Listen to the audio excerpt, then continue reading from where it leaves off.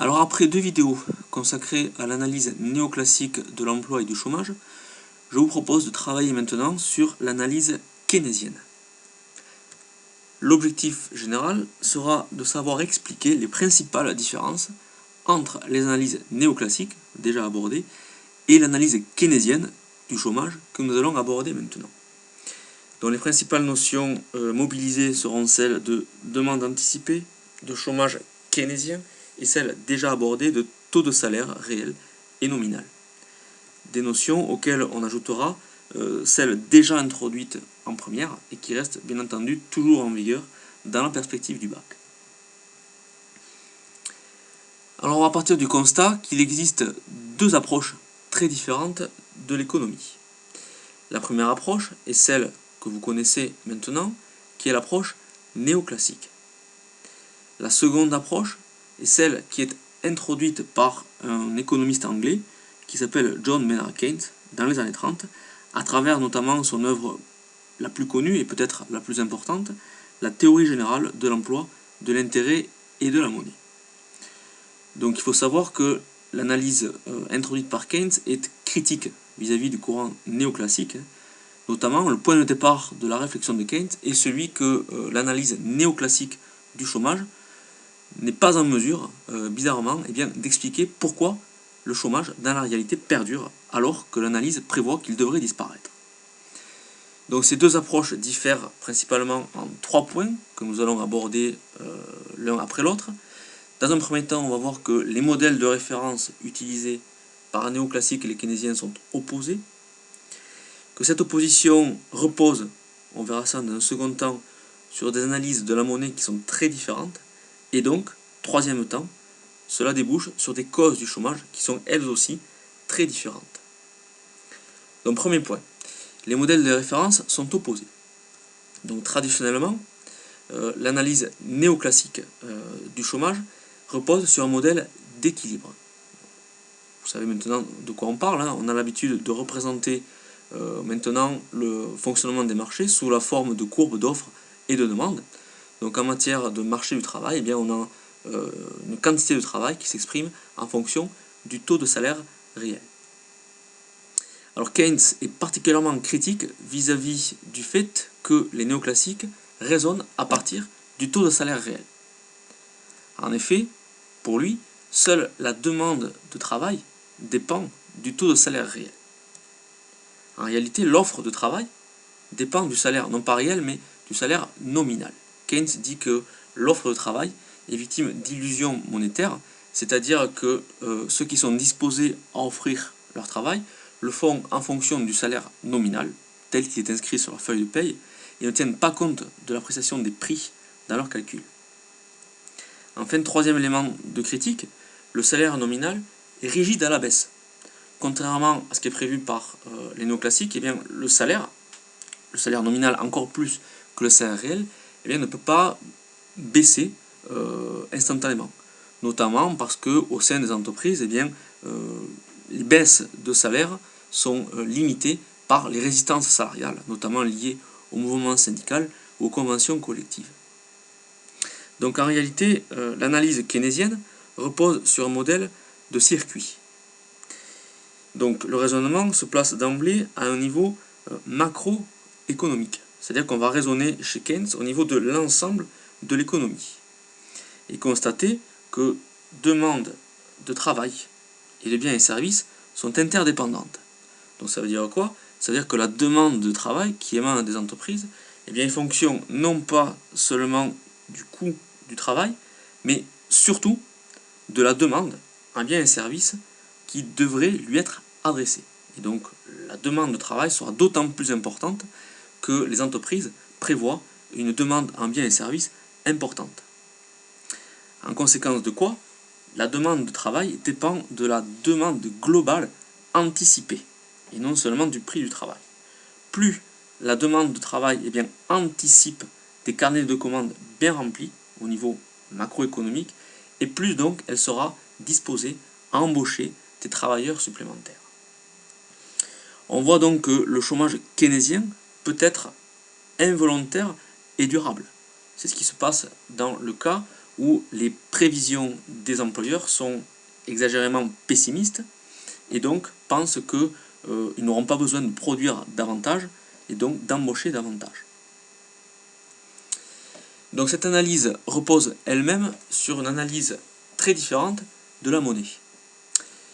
Donc les néoclassiques fondent leur analyse de la monnaie sur 3 fonctions de la monnaie qui sont vues en première. Donc on ne va pas détailler ces 3 fonctions, je vous renvoie à votre programme de première pour étudier chacune d'elles.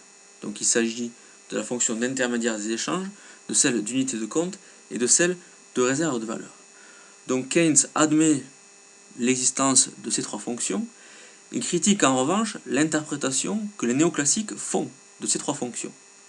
En effet, pour les néoclassiques, eh bien, les agents ont une préférence pour le présent.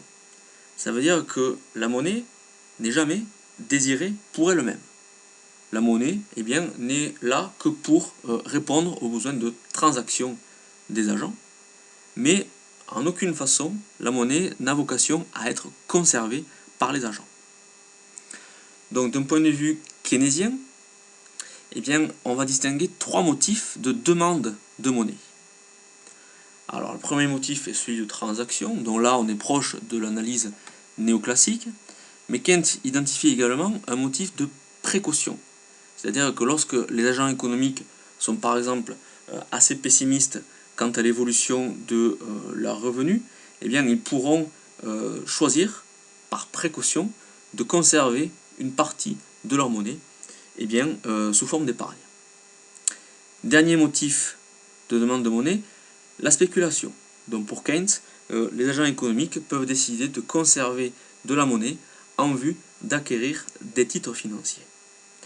Donc ces 2 motifs de précaution et de spéculation en particulier révèlent, selon Keynes, une préférence pour la liquidité. Ce qui signifie donc que la monnaie peut être conservée pour elle-même et non simplement pour faire des transactions. En définitive, pour Keynes, la demande de monnaie est fonction du taux d'intérêt, notamment pour ce qui est de la demande de monnaie spéculative, mais aussi et surtout de la confiance des agents envers les autres et envers les institutions, car pour Keynes, ce qui caractérise l'économie, c'est l'incertitude. On n'est jamais sûr de ce que sera l'avenir, des réactions des uns et des autres, ce qui peut encourager, inciter les agents économiques à ne pas dépenser leur monnaie, mais au contraire à la conserver. Donc tous ces éléments nous amènent à identifier des causes du chômage très différentes chez Keynes par rapport au néoclassique. Donc on peut s'amuser à confronter le modèle keynésien à la réalité statistique en comparant l'évolution du taux de chômage en France avec les carnets de commandes des entreprises. Alors les carnets de commandes sont représentés ici en fonction d'une enquête établie par l'INSEE chaque mois et qui consiste à interroger les chefs d'entreprise quant à la vision des commandes à venir. Donc on va distinguer les chefs d'entreprise qui pensent que leurs carnets de commandes vont être mieux remplis que la normale, les chefs d'entreprise qui pensent que leurs carnets de commandes vont être moins bien remplis que la normale, et la différence entre les avis positifs et les avis négatifs nous donne un solde d'opinion. Donc qu'est-ce qu'on constate? On constate que chaque fois que eh bien, les opinions positives dépassent les opinions négatives en matière de carnet de commandes, eh bien, à chaque fois, le taux de chômage connaît un minimum. Plus précisément, à chaque fois que les opinions positives dépassent les opinions négatives en matière de carnet de commandes, eh bien, le taux de chômage baisse en dessous de 8% de la population active. Donc c'est ce qui se passe en 1989, en 2000 et en 2007 en France. Donc on a là un élément à l'appui de l'analyse keynésienne qui nous dit que les chefs d'entreprise eh bien, sont disposés à embaucher lorsqu'ils anticipent eh bien, des carnets de commandes bien remplis. On peut aller plus loin en comparant cette fois-ci toujours le taux de chômage, mais cette fois-ci avec le taux d'utilisation des capacités de production. On entend par taux d'utilisation des capacités de production le ratio entre les capacités de production effectivement mobilisées pour la production et l'ensemble des capacités de production potentiellement disponibles à une date donnée. Donc par exemple, si je suis chef d'entreprise automobile, que mon entreprise est en capacité de produire 100 voitures, mais que j'en produis dans la réalité seulement 80, alors mon taux d'utilisation des capacités de production sera de 80%. Donc qu'est-ce qu'on constate? On constate, par exemple ici, entre la fin des années 90 et le début des années 2000, qu'en période de progression du taux d'utilisation des capacités de production, jusqu'à 94%, eh bien, le taux de chômage a tendance à baisser. Inversement, ce qui se passe ici entre 2008 et 2012, lorsque le taux d'utilisation des capacités de production diminue ou stagne à un niveau bas, eh bien, le taux de chômage a tendance à progresser. On peut aller plus loin en comparant nos statistiques, cette fois-ci, à la demande globale adressée à l'économie. On rappelle que pour Keynes, l'emploi dépend de la demande globale anticipée. Qu'est-ce qu'on constate? On constate qu'entre 2008 et 2009, donc période de récession économique, le taux d'utilisation des capacités de production diminue, en même temps donc que la demande globale, ce qui contribue à augmenter le taux de chômage.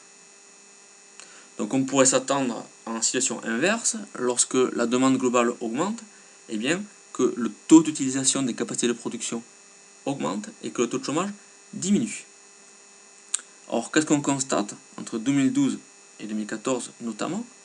La demande globale augmente de manière significative, mais cela ne se traduit pas par une baisse du chômage, ni par une augmentation du taux d'utilisation des capacités de production. On en déduit un des principaux enseignements de Keynes, c'est qu'il n'existe pas de relation mécanique entre les différentes variables étudiées, ce qui permet pour Keynes de souligner l'importance de la perception des entrepreneurs de l'avenir. En règle générale, les entrepreneurs sont exagérément pessimistes et insuffisamment optimistes. Donc la solution keynésienne pour vaincre le chômage est d'améliorer le climat des affaires par des politiques conjoncturelles, budgétaires, monétaires, expansionnistes, en vue de stimuler durablement la demande globale anticipée.